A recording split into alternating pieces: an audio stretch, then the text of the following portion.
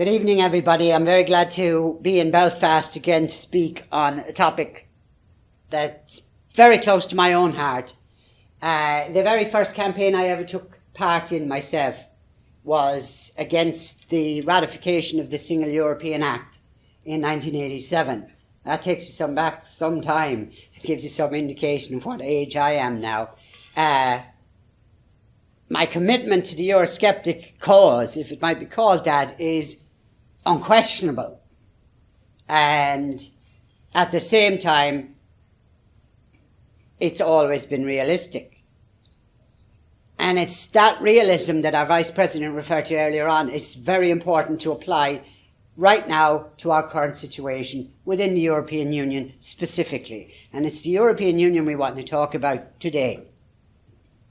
Because wouldn't it be wonderful, really? It's a childish dream type situation if we could just detach the national flag here from and carry it shoulder high through the streets of Belfast. And as we marched along, one by one, people from the side of the road would join us. And one by one, as we headed our way towards Stormont, the one by one would become hundreds, and the hundreds would become thousands, and the thousands would become hundreds of thousands. So that by the time we got to Stormont, why the DUP, the Sinn Féin and the Alliance Party MLAs, etc., they would all have declared themselves, they would either have resigned or they would have applied for membership of the National Party. And they would have declared for a border poll, which would, to be honest, really would just not be anything other than a foregone conclusion anyway, because there was such a huge majority for it. Then we could turn south. We could call it the Long March, perhaps, in honour of Chairman Mao. I read somewhere recently, I did. I read somewhere recently that one of the problems the National Party has is that we have no appeal to the left. Well, I didn't think we were trying.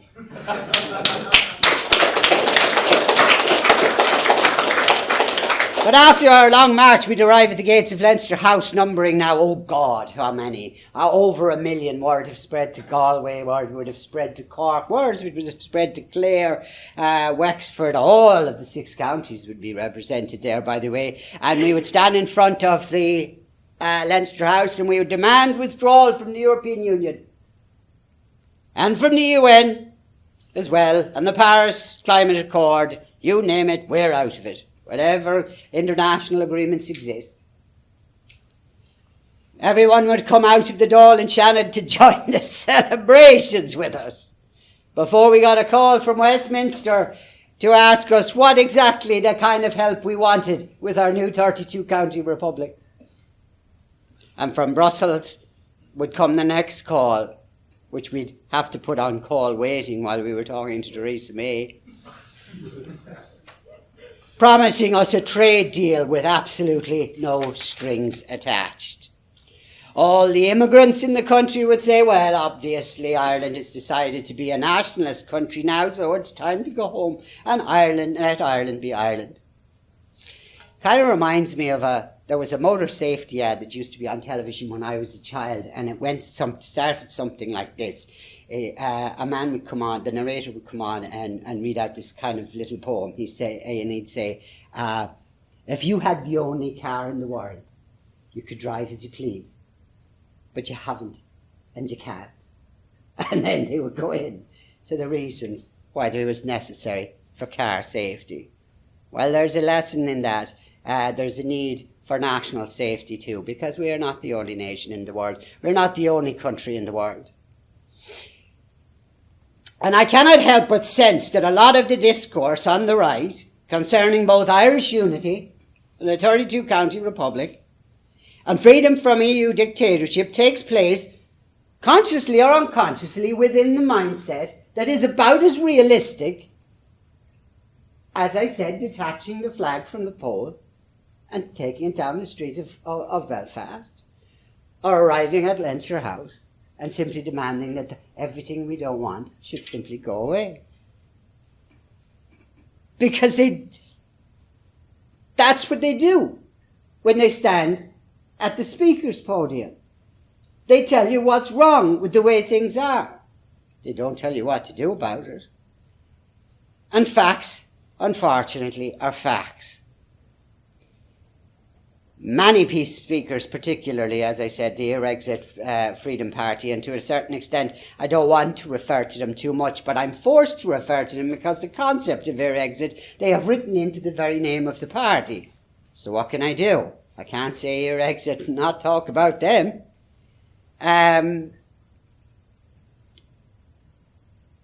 They seem to believe that that everything would be fine if only everybody would just understand and not be so bloody stupid, because their point of view is so obvious. But as I say, facts are facts, and in the National Party we have to deal with facts, and we have to deal with facts in a way whereby we speak about them as having a plan for them in a realistic way. At the risk of going off on a slight tangent, then, I'm going to talk about the party.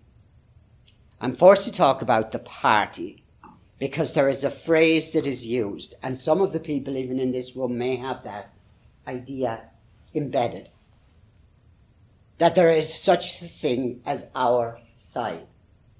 And what I mean by our side is, well, everybody who's pro-life is on our side, even if they are in favour of immigration, even if they are in favour of the European Union, even if they are against Irish unity, even if they are against the Republic. But they're on our side because they're pro-life. Or maybe they're not pro-life, but they're Irexiteers. They're for withdrawal from the European Union, but they're on our side because they're Eurosceptic. Or they have a view of Europe that at least has the realism to understand that Europe, or the European Union more precisely, is not our friend. There is no such thing as our side in the sense in which some of these people speak about it. The National Party is not formed on empty theorems or political formula, but on a solid steel idea, the national idea. Ireland not free merely, but Gaelic as well. Ireland not Gaelic merely, but free as well. And the party serves that idea. I serve it. You serve it. Every party member serves that idea. Ireland always and Ireland only, and we distinguish ourselves not by the titles within the party which we give ourselves, but to the extent that we give ourselves in service to that idea. I recognise no rank in the National Party than the rank of he or she who does the most and the best in the service of the national idea. And so where we are one in that service, not in command, but in duty and sacrifice. The 9 principles are necessary to save our Ireland. And when somebody says that they are more or less on our side, I am intolerant of the less. Because I want to know which principle they would have us abandon. What part of Ireland they would give away. Maybe it's this.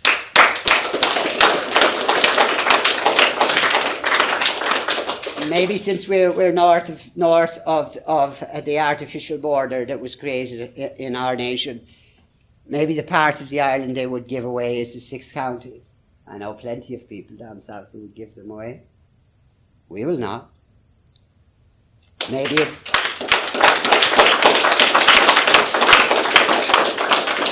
it's the unborn child, maybe it's the Republic, maybe it's the freedom from the European Union, maybe it's many things. But they must be, they're either willing to give something away or they accept the 9 principles. If they accept the 9 principles, they accept the national idea. If they accept the national idea, they accept the National Party, unless there's something else on their agenda other than service to the Irish nation.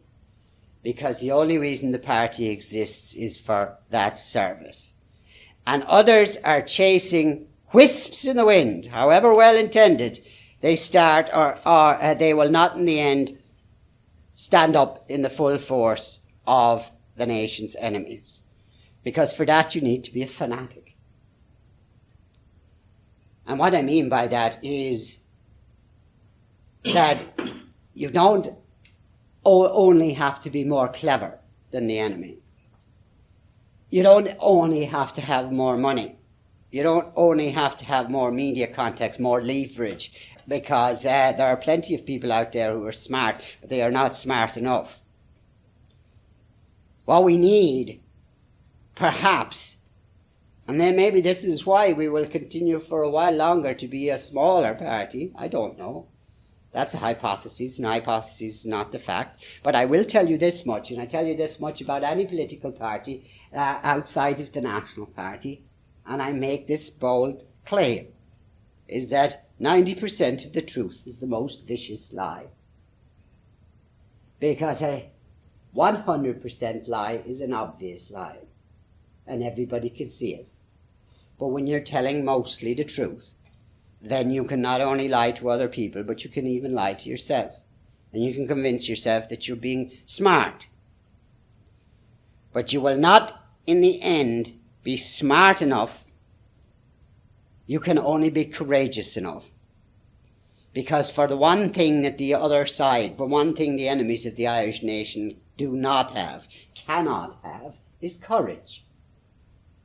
Because no one has courage for hirelings' wages.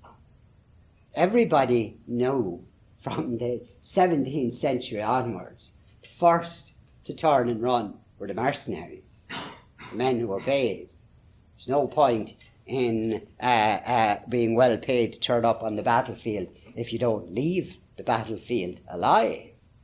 So our enemies are not willing for hirelings' wages to be courageous. The faith of our forefathers in our national destiny does not reside with the smart, but resides with the brave. The National Party,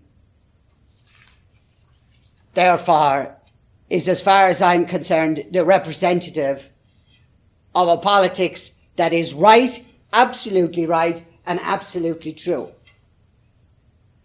We had an opportunity before any other party. It's become a thing now to write principles, but we had a thing before anybody had the idea of writing principles, of actually writing down principles. And we wrote down principle number 5 of the National Party, and the principle number 5 commits us to national freedom and to restoring those freedoms to which have already been unjustly been given away. Now, we're variously accused that either this is too moderate or it's too vague. I would suggest to you, in the first instance, it's not too moderate, because what we have committed ourselves to is Irish national freedom. Irexit has committed itself to leaving the EU. In fact, it has committed itself to rejoining the single market with the UK and becoming independent upon the single market of the UK. So what the hell is the point? I say, from the point of view of Irish national freedom, what the hell is the point? We are only exchanging masters. And we know what it's like, better the devil you know than the devil you don't. We know both of these devils. So, surely we've learned something from our history that tells us that neither one of them is something that we want to commit our economic, political, social, or national future to.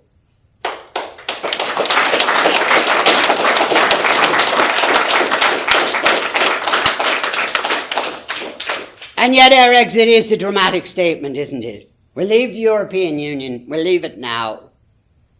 And as I say, the National Party are so moderate, they talk about continuing to be members of the European Union.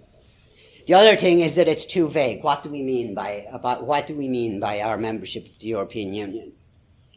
Actually, nothing could be vaguer than Irexit, because while it commits, as I said, to leaving the European Union, it commits to nothing else. It tells you nothing else. What the hell are we going to do then?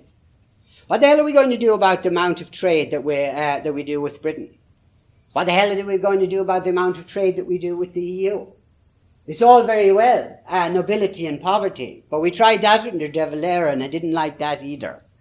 We had the devil we know, the British Empire, then we had the devil we knew, De Valera, the Devlin era, and then we have the devil we know again in the European Union. And I'm sick and tired of devils, to be honest. I am not interested in advancing I'm not interested in advancing a policy for the National Party or for the Irish people that leaves the Irish people in dire poverty.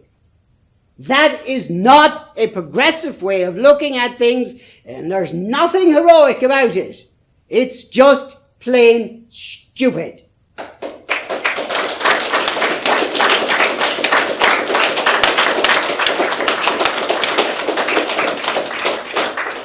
And I tell you, we are already in trouble. We are already in trouble because Britain is on the road to a no-deal Brexit, and there seems to be no way out of that now. Britain has the obvious problem, of course, is Britain could never make its claim against the European Union in the name of national freedom, because it was itself a union. Scotland's a nation. Wales is a nation. Northern Ireland is...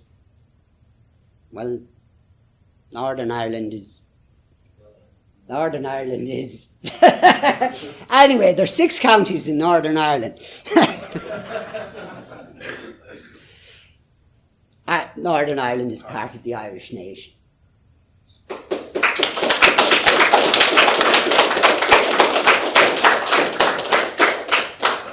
England decided to Brexit and convinced enough Scottish, Welsh and people living in the 6 counties to agree with them to reach 52%. But it was England that took the United Kingdom out of the European Union. And they could hardly then turn around and say, you know what the real problem with the European Union is that it is a union of nations crushed in their national independence and freedom and identity by a union. For would that not just be mirrored back to them and said, what have you done to the Scots and the Welsh and the Irish over the centuries? And in fairness to the European Union, as malicious and malevolent as they are, I don't recall them burning us out of our homes. Not yet. Not yet. But I need to say something at this point because I have been dramatically negative. I need to say something about Herman Kelly. Herman Kelly is a very smart man. I've known Herman Kelly for a very long time. And I've known Herman since he was a volunteer in the No to Nice campaign, the first No to Nice campaign, way back in 2000. So impressed was I by Herman Kelly's abilities and his commitment to the cause, that I wanted him, during the second Nice referendum, to be on the committee of the No to Nice campaign. I was not permitted, because of the people I was working with at the time, I was not permitted to offer him that position, so he neither accepted nor refused it, because it was never offered to him. But I knew he was a smart man. I knew he knew what he was doing, and I knew he might be an asset. So he's an intelligent man. He is more or less a principled man, as far as I know. He's a decent man, all told. And he is completely and utterly wrong on Irexit. Because Irexit, the same as Brexit, is based on two diametrically opposed propositions. One is that the EU, in particular the bureaucracy of the EU, is malevolent and malicious, undemocratic and uncaring of the welfare of the member states. That's why we have to leave. We must leave to take control of our borders, our laws, our judicial system, our currency, our monetary policy, etc., because of this malevolence. And that we do that through the mechanism of Article 50 of the Lisbon Treaty. On the other hand, the European Union will then sit down with the same bureaucracy, which will suddenly be transformed into a benevolent and reasonable negotiators of an exit agreement which is solicitous of both the well-being of the leaving state and the remaining members. Now, that means you're leaving one thing and you're going negotiating the leave with something else entirely, because those two things cannot be the same thing. Either the EU does not care about the member states, or the EU does care about the member states. But the proposition under Brexit was that they would get a fair trade deal from these undemocratic monsters. Well, they didn't. They didn't, you see. And it's hard to imagine and impossible to express by hand gestures how deeply at odds these two ideas are. But if you believe in Brexit, or for that matter, if you believe in Irexit, you must believe in both. You must believe that despite the fact that the British example proves beyond doubt that it isn't true, you must believe it absolutely. They don't care the damage they're going to do to Britain. They don't care the damage that they're going to do to Ireland. They don't care about the peace process.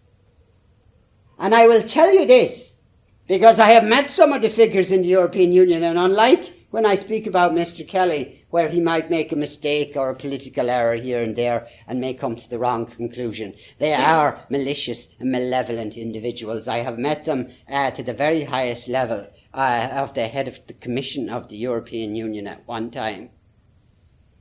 And I tell you, car bombings going off in Belfast would be good news in Brussels. Is that a shocking fact for you to know? Because a car bomb going off in Belfast would prove just how dangerous leaving the European Union could be. And that's how little they care about the people of the 6 counties, the 26 counties, England, Scotland, Wales, France, Germany, or any other member state. So you think they aren't interested in sacrificing a degree of trade relations that involve maybe a closing of a car factory in Germany, or a porcelain factory in Birmingham, in order to keep the federal project on the road. These people, you have no idea. Well, you do. A lot of you do. But when you see it up close, it's especially scary. They have a fixed notion on the federal project. And they do not care how many lives it costs or ruins in order to achieve that. And so, when approaching an enemy, and I use the word for the Brussels bureaucracy, for the bureaucracy of the European Union, the enemy of Ireland, you must approach him very carefully. And above all else, you must not approach him on the terms he has laid down for you. Article 50 of the Lisbon Treaty, the mechanism of Article 50, is the very means he has laid down for how you will announce to him 2 years in advance what you're going to do, so he can make sure you can't do it.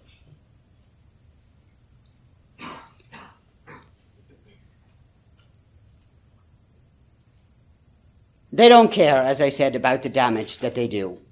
And there is a no-deal Brexit next March, now practically inevitable. And the damage that is going to do to the Irish economy and the damage that that's going to do to the British economy, we do not know the extent to what that is yet. It will probably do more damage to Ireland, actually, than it will do to Britain. Because some 1/5 of our trade is done with Britain, and 90% of our trade with the European Union is done through supply routes that run through Britain. And for those of you, or for those people who say to you that, well, we can simply put the lorries on a ferry and go around the channel instead, supply routes are not changed in economics that simply. It's not as easy as that. So when we look at a no-deal Brexit and the consequences of a no-deal Brexit, and there is to an extent an Operation Fear going on, and a slight or even a major exaggeration of how bad that will be for Britain, there will be some negatives, because Britain, no more than ourselves, has tied itself in to the European Union economy, and they are about to shut themselves out of it on a no-deal basis, which means that tariff walls will go straight up.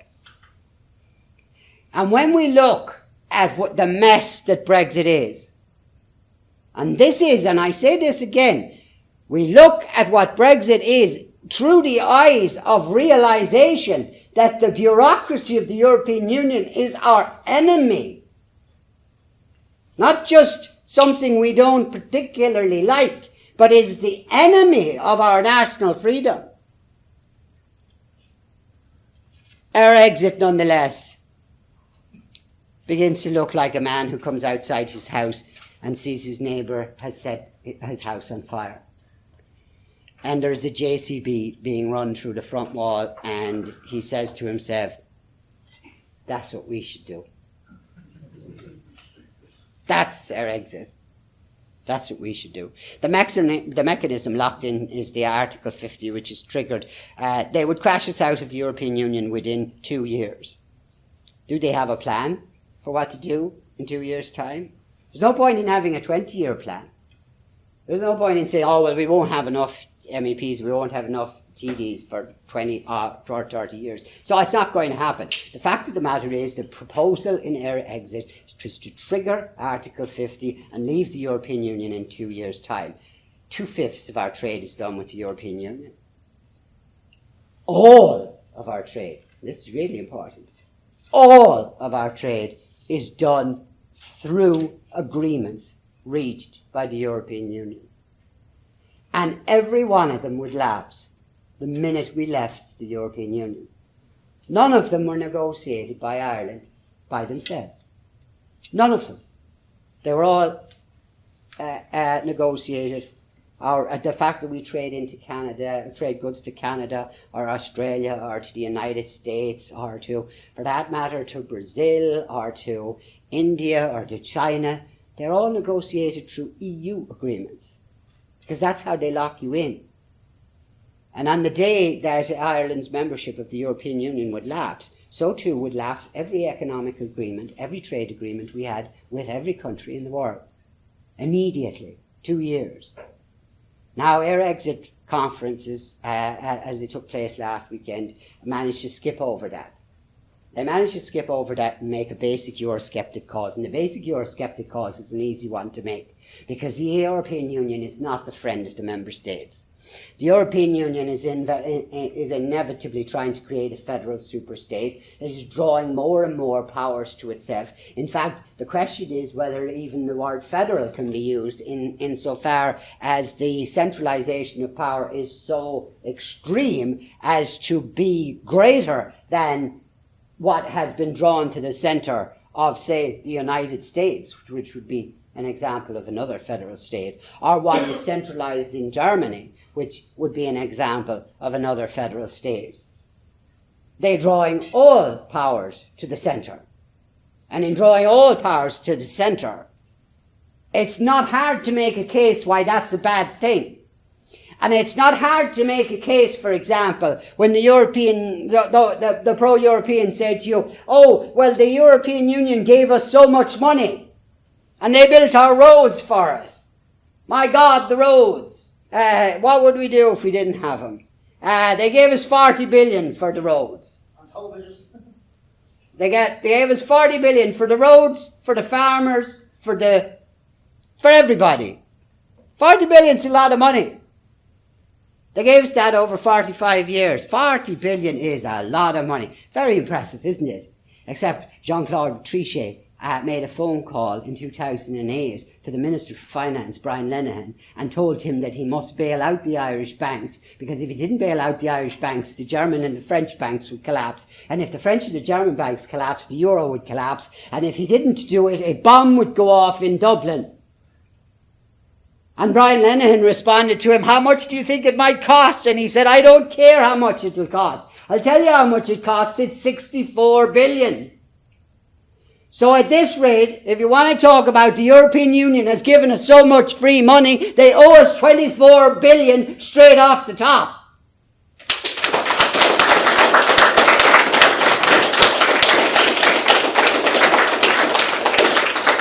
Not to mention the national resources. And I don't like to focus too much on the fishing because who knows how many fish we would have taken out of those waters. Anyway, you can't quantify it. But what you can quantify is that they have access to the natural resources of Irish fishing waters. They gave us 40 billion over 45 years, and they took back 64 billion in one night.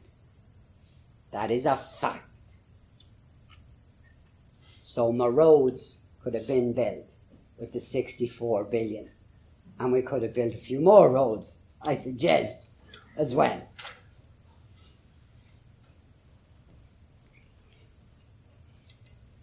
And it's not like there isn't any other option. We have to find a way. We cannot simply accept that the European Union can carry on like this and do whatever the hell it likes. And that's the point they're trying to make with Brexit. They're trying to make Brexit so destructive of British freedom, or the freedom of the United Kingdom to function as a political union outside the European Union, that everybody will realise what I've just said before, is that would be a disaster. It would be a disaster for a member state to leave. That's what they want. So as you can leave Article 50 there, but no one will ever touch it again because it's a disaster to touch it. And that's what Britain is supposed to prove, and that's what Britain is proving, and Theresa May is helping them prove it.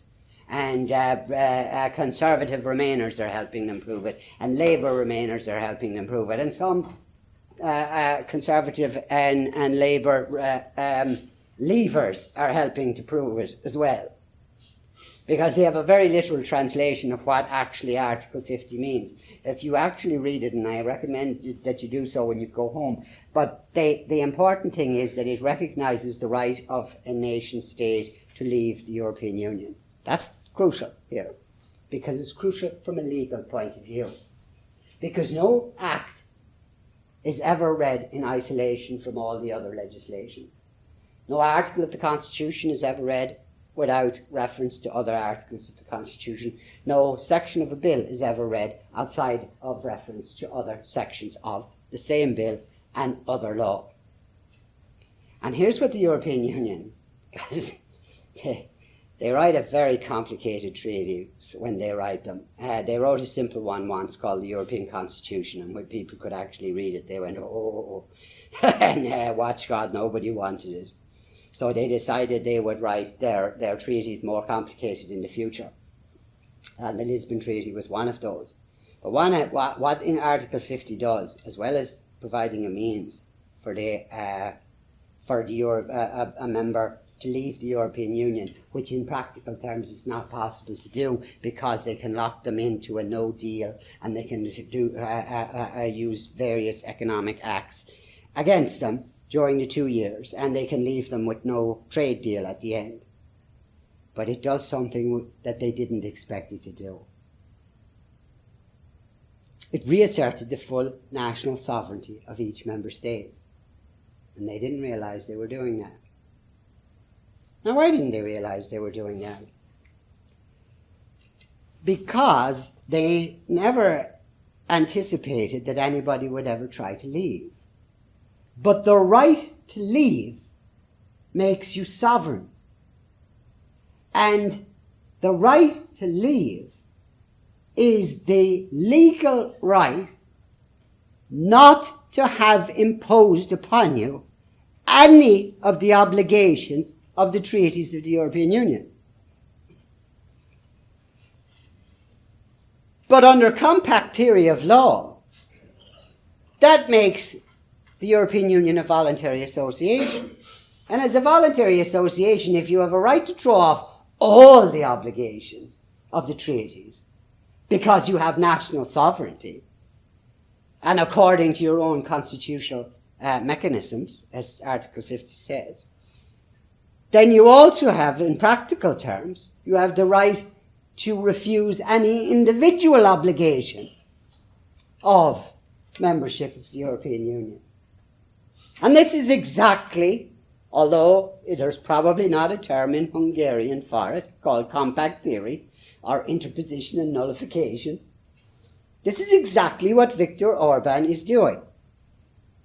Viktor Orban has been reading the treaties, and he has looked very carefully at what the European Union can do and what they cannot do, and what a sovereign state can do and what a sovereign state cannot do. And one of the things he has found out, which seems almost nobody in this country is aware of, is that the primacy of European law over Irish law is only a ruling of the European Court of Justice. And one of the very first principles of law is that you can't be the judge in your own case. The European Court of Justice can't take upon itself the right to declare its rulings superior to the rulings of the Irish Supreme Court. But the Irish Supreme Court has kind of gone, well, okay, so. And that's how it's happened. But not in Hungary. Not in Hungary. In Hungary, what Viktor Orban has done, because he's still getting his 40 billion, and he hasn't given them 64. What Viktor Orban is doing is, yeah, we'll take the money. Nah, you can keep your immigrants. That's interposition and nullification. Interposition and nullification, very simply explained, is this. Is as a fully sovereign member state, you have a right to interpose as the government of a sovereign people between yourself and the federal government, which is the European Union, and nullify any law, which they seek to impose within the jurisdiction of your sovereign state. And that is what he is doing. And that is why they hate him. They hate him more than Theresa May. Nobody is sanctioning Britain. But Article 7 is being invoked against Hungary. And we have Irish MEPs like Luke Ming Flanagan. I was interested actually in the correlation, because the last speech I made I referred to the socialist councillor who referred to me as filth. Luke Ming Flanagan referred to Viktor Orban during the week as dirt, and I went, yeah, you see, it's a proud label. I told you it was a proud label to wear. They seek to impose Article 7. What does Viktor Orban do? Viktor Orban reads the European laws and he sees that the Council of Ministers must be unanimous in order for Article 7 to come into place. So he goes to Warsaw, who are also under the indictment of Article 7. Article 7, by the way, would withdraw the rights of Poland and Hungary to sit and vote in the European Council of Ministers, in the European Parliament, etc., etc. Quite a few things. And he asked the government in Warsaw, will you veto any move against Poland or against Hungary? And the Warsaw government said, yes, we will. And he said, right, we'll veto any proposal against you. So he went to the European Union. And he went before the European Parliament. And Ming got up there, 4 days since he had his last wash, at least. And tried to describe Viktor Orban as dirt. Now, in fairness, Ming knows a fair amount about dirt. But he doesn't know a hell of a lot about politics, because Viktor Orban spent his entire time talking to the European Parliament with a sly smirk on his face, because he knew that Poland was going to veto anything they did against Hungary. And Hungary was going to veto anything they did against Poland. You use the law that they have put in front of you. Interposition and nullification. Article 50 establishes beyond doubt that there is no such thing as pooled sovereignty. You can't withdraw from pooled sovereignty. Sovereignty is no longer pooled. You have full sovereignty. You have a consented compact and a consented compact, consent may be withdrawn from the entire compact or from parts thereof.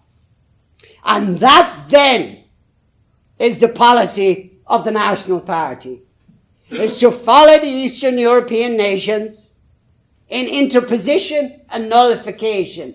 If we have a national government, and only a national government will do it, by the way. There's no point in getting a referendum calling for Irexit and withdrawal from the European Union, and Leo Varadkar is still the Taoiseach, and he goes out and negotiates it for us, just as Theresa May did for the British. I'll end up with the same mess. What we need is a national government to negotiate on our behalf, and they will negotiate from the position of interposition and nullification. Is we will take what we want and we will leave what we don't want.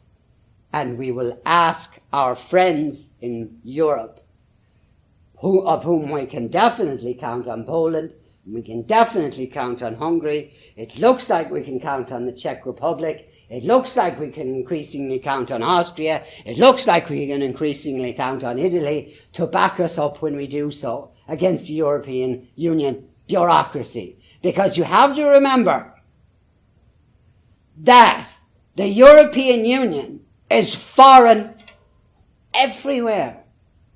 It exists in a little square in Brussels. There's a lot of money there, and there's a lot of power there. But it's not German. It's not a German conspiracy. It doesn't care about the Germans. You can see that with the 1 million migrants that Merkel took. It doesn't care about the Germans. Doesn't care about the French. The French don't control the European Union. Italians don't control the European Union. Nobody controls the European Union except the European Union controls itself. It is unelected, it is undemocratic. It is a self-serving entity. And so we have, in taking a position of hostility within the Union, for the first time, the practical politics of it is that it can be done.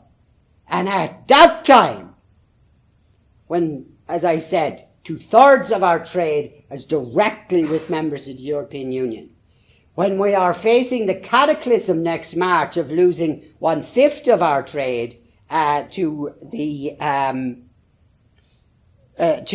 Britain, or at least having that tariff barriered and damaged to a great extent, when we are facing what is already an economic calamity, to us to compound that by Irexit at the one time since we joined in 1973 that it's not necessary for us to do so, is, with all the best intentions in the world, a stupid idea. And I don't balk at saying it's a stupid idea, even so some very smart people believe in it.